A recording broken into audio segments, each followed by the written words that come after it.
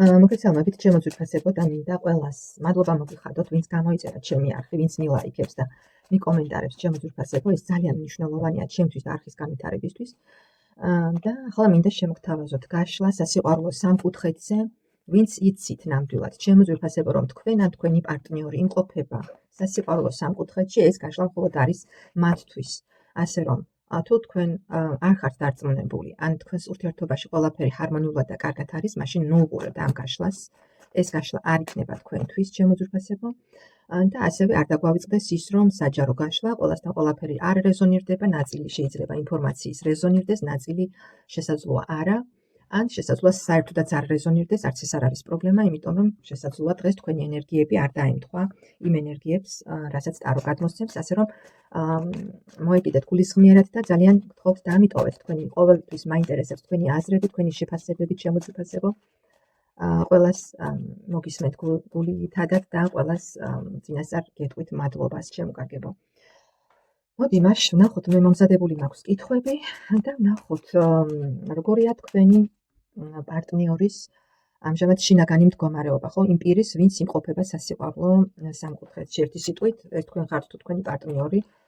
მე ზოგადად ვისაუბრებთ, თქვენ როლები მოირგეთ, რომელი პოზიციიდან უყურებთ და მაშ ვნახოთ. როგორია იმ პიროვნების მდგომარეობა ამ მომენტისთვის, ვინც იმყოფება სასიყვარულო სამკუთხედში. მისი შინაგანი მდგომარეობა გვაინტერესებს ჩვენ. მაშ პირველი არკანი დავდეთ. შემდეგ მისი გრძნობები როგორია? მისი გრძნობები ვნახოთ ცოლთან მიმართებაში. მისი გრძნობები ცოლთან მიმართებაში. შემდეგ მისი ზრახვები ცოლთან მიმართებაში როგორია ამჟამად? ჩემო ძვირფასებო, თუ უყურებთ, ასე ვთქვათ, კაცები, შეამბრუნეთ ყველაფერი საპირისპიროდან.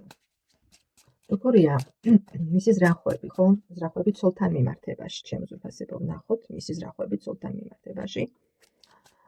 შემდეგ ვნახოთ მისი გრძნობები საყვარელთან მიმართებაში, მისი გრძნობები საყვარელთან მიმართებაში.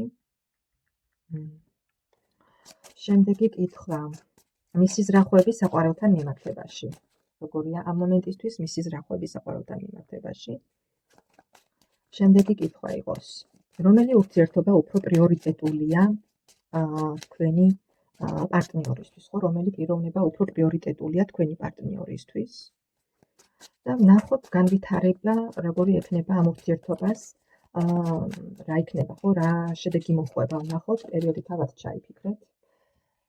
შემდეგი არკანი დავდეთ და მაშ დავიწყოთ, ჩემო ძვირფასებო, იფიქრეთ პიროვნებაზე, ვისაც გაინტერესებთ, რომ გაიგოთ ინფორმაცია და მიიღოთ. მაშ ვნახოთ იმ პიროვნების შინაგანი მდგომარეობა როგორია, ვინც იმყოფება ორმაგ ურთიერთობაში, ჩემო ძვირფასებო. ვნახოთ აბა როგორია პიროვნების შინაგანი მდგომარეობა.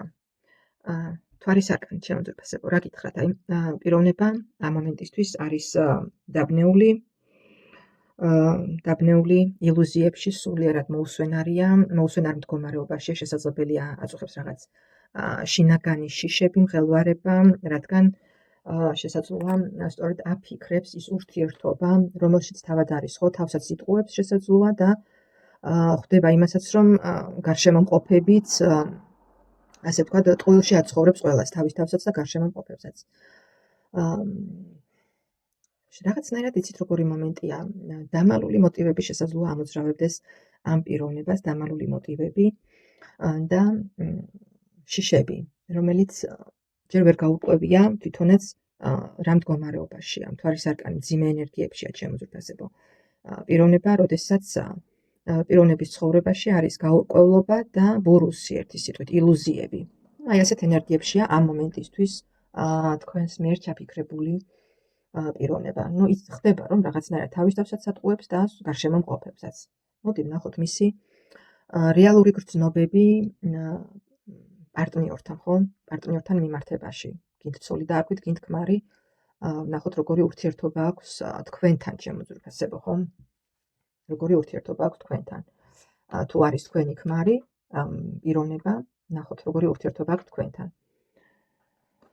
ან რომელი მხარეც უყურებს მოირგეთ როლებით ჩემო ძვირფასებო და აქ ამოვიდა პენტაკლის დედოფალი. პენტაკლის დედოფალი რა ზემოგვანიშნებს ჩემო ძვირფასებო? თქვენთან როგორი გრძნობები აკავშირებს? სტაბილურობის შეგრძნება აქვს მას თქვენთან. თქვენში ხედავს მეუღლეს, შესაძლოა შვილების დედას ჩემო ძვირფასებო და რაღაცნაირად სიწყნარეს და კომფორტს გრძნობს თქვენთან მიმართებაში. სიწყნარეს და კომფორტს შესაძლოა, იცით როგორი მომენტი აქვს. ყველაფერი პიროვნებას ყველაფერი აქვს იმისთვის, რაც ოჯახში თქვენგან სჭირდება, ხო, ზრუნვა, კომფორტი, საჭმელი, ფინანსური მხარდაჭერა ასევე და ყველაფერი. სტაბილურობის განცდა აქვს ერთი სიტყვით და გრძნობა თქვენთან მიმართებაში, მაგრამ არ დაგვავიწყდეს, რომ პენტაკლის დედოფალი ეს არ არის თასის დედოფალი, ჩემო ძვირფასებო. პენტაკლის დედოფალს ემოციური მხარე ნაკლებად აქვს გამოხატული, ხო, ისე როგორც პენტაკლის მეფეს. ემოციებში აქ ვიტყოდი, რომ უფრო რუტინულად არის საქმე და ყველაფერი, აი როგორ გითხრათ, იცით, თქვენთან აქვს შეგრძნება, რომ ყველაფერი სტაბილურად არის, მაგრამ მშრალია, ემოციებისგან მოკლებული, ემოციებს მოკლებული ურთიერთობა და გრძნობა აქვს თქვენთან. აშკარად პიროვნება განიცდის რაღაცნაირად თითქოს გრძნობის ნაკლებობას თქვენთან მიმართებაში, ჩემო ძვირფასებო, მაგრამ სტაბილურობის განცდა ნამდვილად აქვს. მოდი ვნახოთ მისი ზრახვები როგორია თქვენთან მიმართებაში, ხო? თქვენთან მიმართებაში როგორი ზრახვები აქვს? ან ნახეთ ზრახვები როგორია ოთხიანი პენტაკლი, ჩემო ძვირფასებო, ოთხიანი პენტაკლი. ოთხიანი პენტაკლი, აქ როგორი მომენტია? მას არ უნდა არც ცოლის დაკარგვა, არც იმ სტაბილურობის დაკარგვა, რაც გააჩნია, ვთქვათ, ოჯახში ცოლთან, ხო? ამავდროულად არის ჩაკეტილი, არ, ასე ვთქვათ, თავი თვითონაც მაინც და მაინც არ არის გახსნილი, ხო, გახსნილი ურთიერთობაში და არაფერს არ ცვლის. შესაძლოა აქეთ ეჭვიანობს თვითონ პარტნიორზეც. იცით როგორი შეგრძნება აქვს, რომ ამ პიროვნებას აქვს მესაკუთრული, ასე ვთქვათ, განცდა და დამოკიდებულება და ზრახვები.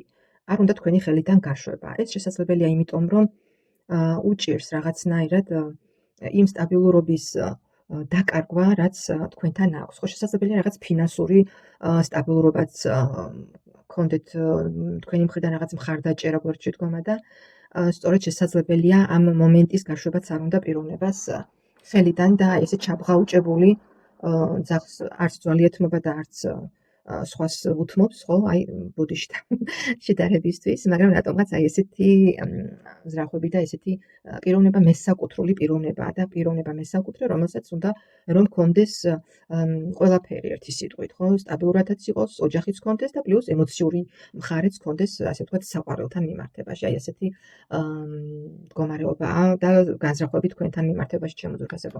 ვნახოთ აბა ახლა შემდეგი კითხვა როგორია მისი გრძნობები საყვარელი პიროვნების, საყვარელი ქალის მიმართ და საყვარლის მიმართ როგორია. ვნახოთ.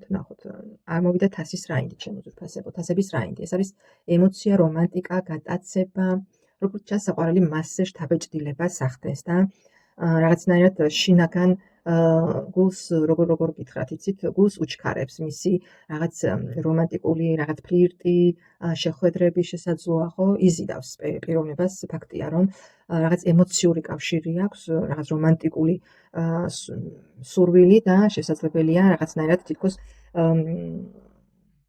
დაუფიქრებელი, ასე ვთქვათ, იმპულსური და რომანტიკული რაღაც გრძნობებს უხსრავს საყვარელი ამ პიროვნებას, ხო, თითქოს ახალგაზრდობას, ასე ვთქვათ, ახალგაზრდობის თავქარიან წლებს, ასე ვთქვათ, ახსენებს, ხო, აი რაღაცნაირად პატარა როგორ გითხრათ, ბავშვს რომ რაღაც საჩუქარი გაუხარდება, აი ესეთი ემოციური ის აქვს საყვარელთან მიმართებაში, ერთი სიტყვით რომანტიკული და აშკარა რომ რაც შესაძლოა თავის სტაბილურ პარტნიორთან აკლია, ემოციური ნაკლებობა, ემოციების ნაკლებობა, ხო, იქ პენტაკლის დედოფალი ამოვიდა იმ კითხვაში, აშკარად საყვარელთან იღებს იმ ემოციებს, რაც აკლია მეუღლისგან.